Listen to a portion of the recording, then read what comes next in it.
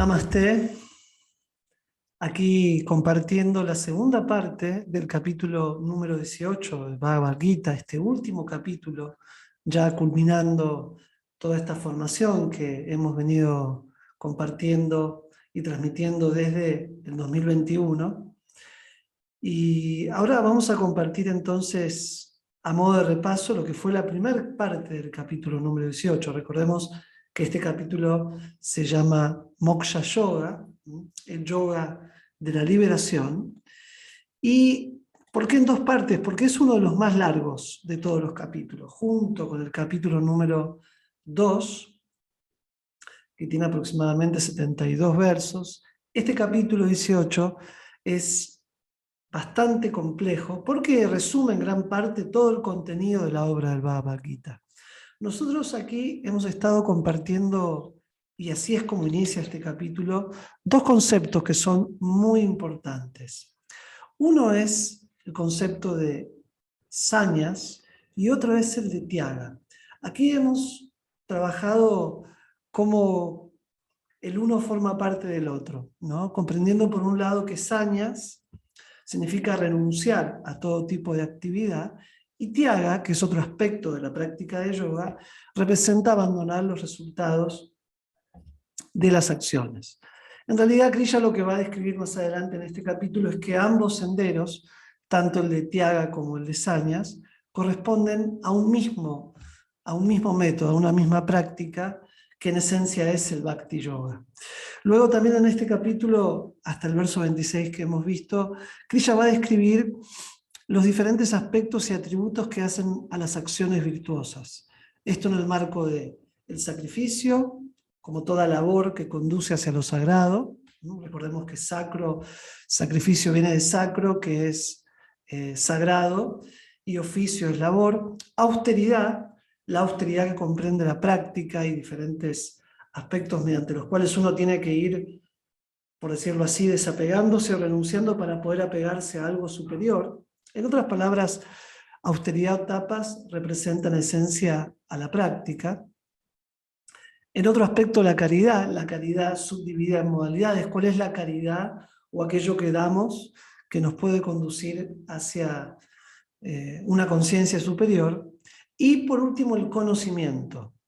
El conocimiento como aquella sabiduría que incorporamos, que es el resultado de la práctica, pero una práctica que tiene como propósito principal el vincularnos con lo divino, con el Supremo.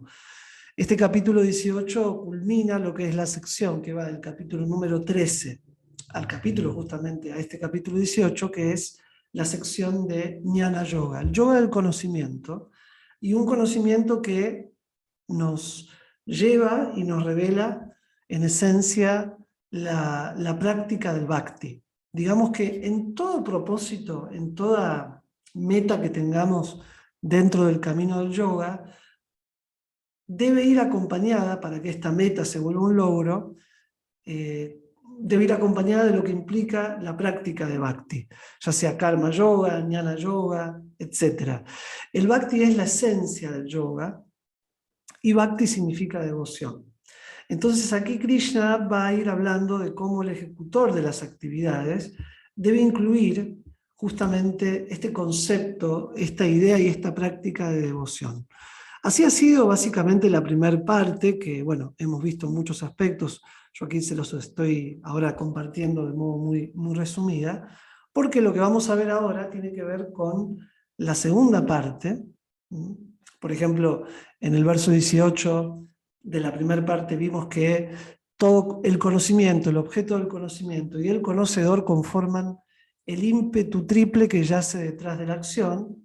El instrumento, el objeto y el agente son los tres componentes de la acción. Acá Krishna también habla de cómo está configurada la acción de tal manera que la misma conduzca hacia un resultado, sabiendo que el ejecutor de la actividad debe tener en claro cuál es el propósito y qué es lo que lo lleva a actuar. Aquí estamos hablando en términos ya más metafísicos, filosóficos, de lo que implica la práctica de yoga, ¿sí? Y bueno, ahí Krishna habla del conocimiento, que el conocimiento que es sádvico. Sádvico significa que está predominado por la modalidad de la bondad. Este conocimiento es cuando se percibe un principio espiritual unificado en todos los seres, cuando uno contempla la realidad desde una perspectiva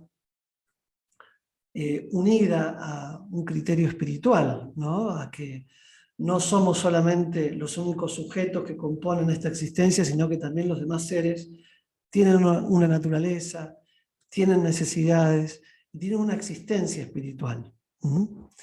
También la acción es la modalidad de la bondad, la acción que es regulada, desapegada, sin deseo de adquisición egoísta y sin rechazo, es justamente y está predominada por la bondad. Y el que ejecuta la actividad, el hacedor, que está libre del apego, del egoísmo, lleno de paciencia y entusiasmo, y que no cambia en el éxito o el fracaso, se dice que está en la bondad. Ahora bien, nos adentramos al verso número 30 y a partir de aquí lo que corresponde a esta segunda parte del capítulo 18. Krishna dice, aquel intelecto que sabe cuándo actuar y cuándo no, que debe ser hecho y que no debe ser hecho, que debe ser temido y que no, en conjunción con el conocimiento de la naturaleza del cautiverio y la liberación, o hijo de Prita, ese intelecto es sabio, o en este caso es sátvico. Recuerden que el concepto de sátvico viene de sattva. Vamos a escribir. Sattva, ¿sí? Sattva está comprendido de dos palabras, de dos significantes. Una es sat, que significa eterno, y tva, que es realidad o verdad revelada. Entonces es aquella realidad que nos conduce hacia la plena existencia eterna de nuestro ser, de nuestra alma. Y para ello es importante estar influenciado por esta modalidad, que es la modalidad de la bondad. Entonces, básicamente el intelecto representa, en los comentarios de mi maestro espiritual, Sila Tripurari Swami, el intelecto es aquello mediante lo cual uno conoce. Este mismo es caracterizado por las facultades del juicio y la certidumbre, la certeza, el discernimiento, el análisis.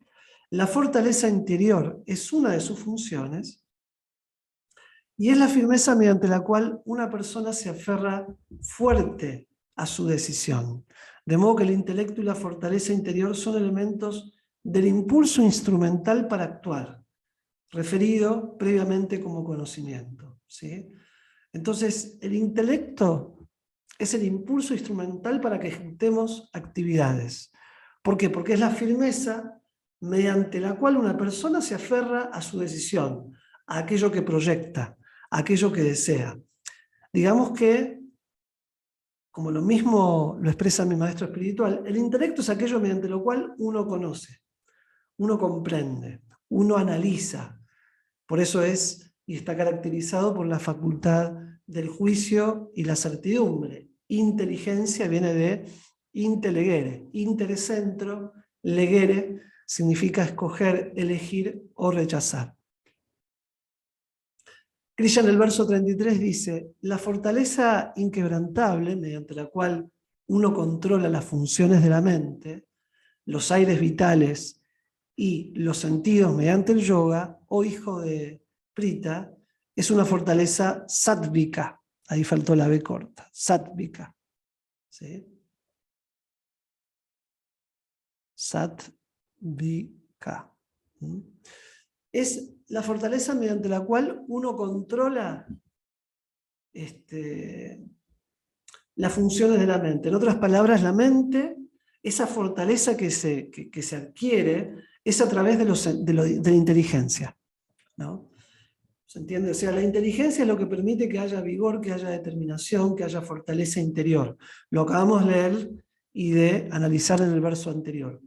Ahora, dicha fortaleza, que se adquiere mediante la inteligencia, la misma la proyecta a través del control de los sentidos. La mente es parte de los 6, en este caso, sentidos. La mente es llamada Shasta Indriyani. Shasta significa 6, Indriyani quiere decir sentidos. La mente es el sexto sentido, mediante el cual uno puede adquirir también conocimiento, sankalpa, vikalpa, aceptación y rechazo, y está caracterizada por las funciones de pensar, sentir y desear, actividades como el conocimiento correcto, el pensamiento imaginario, la ilusión, el dormir y la memoria. Son 5 fluctuaciones o actividades mentales, y también la mente pasa por 5 estados mentales. Estos estados mentales son, por ejemplo, controlada, mejor dicho, de menor a mayor, perturbada, confundida, distraída, concentrada y controlada. Cuando hablamos de la mente hablamos de algo bien complejo, pero forma parte la misma a nivel sutil de los sentidos. Entonces, como la mente está sujeta a los sentidos, ya que los sentidos son la puerta de percepción que la mente tiene para reconocer la realidad, la misma es muy difícil que pueda controlar a los sentidos porque forma parte de los sentidos. Entonces, lo que se explica en el Bhagavad Gita, capítulo 3, capítulo 4, capítulo 5, es que la inteligencia es aquella que puede controlar a la mente a través, no directamente a la mente, sino controla a la mente a través de la regulación de los sentidos. Regular los sentidos significa ocuparlos en actividades como las que estamos viendo en este capítulo 18. Austeridades, labores, sacrificios, cultivo del conocimiento, también caridad, determinación, etc. Visión, todo aquello que implique ocupar los sentidos en actividades iluminadoras permite que la mente esté controlada, pero para que los sentidos se ocupen en dichas actividades, la interacción de la inteligencia es muy importante y es como acabamos de leer. Es aquella que es firme, que es estable, que se caracteriza por actuar conforme a la sabiduría y al conocimiento superior. A través de ese control y de esa inteligencia es que surge lo que analizamos en este verso 33, que es la fortaleza. La fortaleza que controla, mediante la cual esta fortaleza viene de la inteligencia. La inteligencia genera determinación, genera firmeza, cuando es aplicada y cultivada correctamente. Entonces, la fortaleza inquebrantable mediante la cual uno controla las funciones de la mente, los aires vitales, estos son los 5 principales aires vitales, los pancha prana vayus, prana, udana, dhyana, yamana y apana, por ejemplo, y los sentidos mediante la práctica de yoga, es fortaleza sádvica. Esa fortaleza va a tener un resultado y el resultado va a ser el bienestar. Va a ser el equilibrio, la armonía, que es la base principal para la felicidad y la paz. ¿Sí? Krishna lo dijo en el Bhagavad Gita, sin paz no puede haber felicidad alguna, y la paz es el resultado de una armonía que se cultiva a través justamente de esta fortaleza interna. Producto de, nuevamente, el control de la inteligencia hacia los sentidos, ocupándolos en actividades virtuosas para que la mente esté en armonía. Y aquí Krishna va a describir en este verso número 42, en el que tenemos aquí arriba, algo muy interesante, que son las cualidades con las que las personas más iluminadas o aquellos que se abocan plenamente al Brahman. Brahmana significa aquel que está dedicado en el cultivo del Brahman. El cultivo del Brahman es el cultivo del ser, del alma. Krishna dice tranquilidad, autocontrol, austeridad, pureza, perdón, honestidad, conocimiento, sabiduría y fe en Dios son las cualidades naturales del trabajo de los brahmanas. Luego continúa, un ser humano alcanza la perfección mediante la adoración de la divinidad a través de su trabajo, ya que los deberes de la vida emanan de Dios, quien permea todas las cosas. Entonces, tranquilidad, autocontrol, austeridad, pureza, perdón, honestidad, conocimiento, sabiduría y fe son todas diferentes atributos, diferentes cualidades que el practicante va a ir incorporando en la medida que aplique el conocimiento del yoga, no solamente en lo que es la práctica física, sino en el hábito, en la forma en que se desenvuelve en su vida. ¿Sí? Entonces, una persona que mediante el ejercicio de su inteligencia está desapegada en todo momento, autocontrolada y libre del deseo material, alcanza, mediante la renunciación, el estado supremo de liberación del karma. Entonces, no es algo sencillo, esto, no es algo barato, por decirlo así, es algo que requiere su esfuerzo y requiere su dedicación. Pero más allá de que el resultado no sea el deseado, o como esto se lo preguntó Arjuna, recordemos en el capítulo 8 a Krishna, le preguntó qué ocurre cuando aquel yogi no encuentra, no logra la meta deseada, ¿qué es de él o ella? ¿Sí? ¿Pierde todo su esfuerzo o no? Y Krishna le responde que no, que en realidad todo esfuerzo en este sendero es imperecedero y tiene un impacto permanente, sobre todo lo que implica el sendero del bhakti, ¿no? El sendero del cultivo de la práctica devocional. Entonces, del verso 51 al 53, ¿sí? Al 53, Krishna va a explicar de alguna manera cuáles son aquellas prácticas, aquellos atributos que hacen a que una persona realmente realice a través de los actos plenamente el Brahman, plenamente su conciencia espiritual. Recuerden que Brahman representa a la conciencia del alma, digamos, la naturaleza espiritual. Krishna dice, disciplinándose uno mismo mediante la inteligencia purificada, controlando la mente con determinación, abandonando los objetos de los sentidos tales como el sonido, liberado de lo deseable y lo indeseable, buscar vivir en un lugar apartado, comer poco, controlando el habla, cuerpo y mente, constantemente dedicado al yoga de contemplación, desapegado, olvidando el egoísmo, fuerza, arrogancia, lujuria, ira y posesiones, desinteresado y pacífico, uno está listo para la realización del Brahman. De alguna manera, lo que habla acá es que mediante todo este tipo de conocimiento vamos a ir gradualmente alcanzando cada vez más un vislumbre, una visión interna acerca de la realidad espiritual que nos constituye. De a poco, primeramente, ¿no? A través de una inteligencia purificada, una inteligencia que tenga claro qué es y qué no es, una inteligencia que esté regulada por la sabiduría superior, por las enseñanzas de los grandes sabios y de justamente los referentes máximos de estas prácticas como Krishna, y también, por supuesto, cultivando el apego a lo divino para que esto permita que gradualmente haya un desapego de todo aquello que no es divino, de todo aquello que es transitorio. Por último, el último verso, Krishna dice, digamos, este capítulo 18 tiene más versos, pero el último verso que vamos a presentar hoy, Krishna dice, una vez que dicha persona ha realizado el Brahman, se vuelve autosatisfecha y ya no se lamenta o anhela, poseyendo una disposición equitativa hacia todos los seres, alcanza una devoción trascendental por mí. Digamos que la meta para encontrar y lograr la autosatisfacción, la satisfacción plena de nuestra existencia, justamente está vinculada a la realización del ser. Esta realización se alcanza mediante la devoción al Ser Supremo. Y aquí unas últimas palabras en comentarios de mi maestro espiritual, Srila Tripurari, que es que aquí Krishna comienza a enfocarse en la conclusión justamente de esta gran obra del Bhagavad Gita, que es la devoción por Krishna es el medio hacia la meta final suprema de la vida espiritual.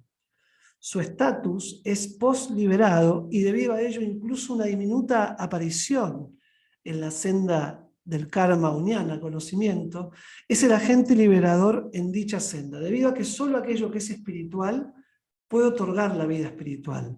Solamente mediante este parabhakti, para significa supremo, esta devoción suprema, es que podemos comprender a Krishna e ingresar en su morada. Recordemos que aquí Krishna representa el aspecto máximo de la divinidad, ¿sí? El aspecto culmine de la divinidad. Krishna, Dios, tiene muchos nombres y cada cultura, cada tradición, le da diferentes nombres conforme a sus atributos. Yahvé, Jehová, Alá, Buda, Adonai, Krishna, Govinda, Rama, Vishnu, Narayan. Krishna representa un aspecto particular de la divinidad que se asocia con el encanto, la belleza, la dulzura, el conocimiento. y la renunciación, el desapego, la plena humildad. Es por eso que Krishna es tan encantador y es por eso que sus palabras son Bhavaduka y Satyavak, se describen en sánscrito. Siempre veraces, Satyavak, ¿no? Eternas, y Bhavaduk, ambrosíacas, sumamente dulces, sumamente nectarias. ¿Por qué? Porque nos conducen hacia la eternidad, hacia nuestra verdadera y propia naturaleza espiritual como almas. Eternas y con una relación eterna con la divinidad, una relación que se va a ir cultivando a través de la práctica de la devoción, del cultivo del conocimiento y del servicio llamado Bhakti Yoga. Vamos a dejar aquí, con estas palabras, con estas enseñanzas de Krishna, en esta maravillosa obra que es el Bhagavad Gita, uno de los tratados principales y fundamentales de la filosofía del yoga. Vamos a seguir en contacto, por supuesto, y cualquier consulta, duda que tengan, desde ya pueden escribirnos a nuestro mail, vasantivedayoga, todo con B corta, vasantivedayoga@gmail.com, para resolver cualquier duda, o también siguiéndonos en nuestras redes, para poder seguir en contacto y cultivando este maravilloso conocimiento que es el Paradharma, ¿no? El deber supremo, cultivar conciencia divina y poder llevarlo a la práctica y vincularla con nuestras relaciones y sobre todo con nuestra propia existencia, con nuestra relación interna, cómo vincularnos con nosotros mismos a través de este conocimiento que nos permita realizarnos y realmente encontrar aquello que siempre anhelamos y buscamos, que es la plena satisfacción del ser, el amor, la belleza y el encanto.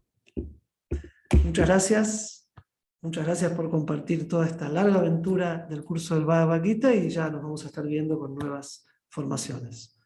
Namaste.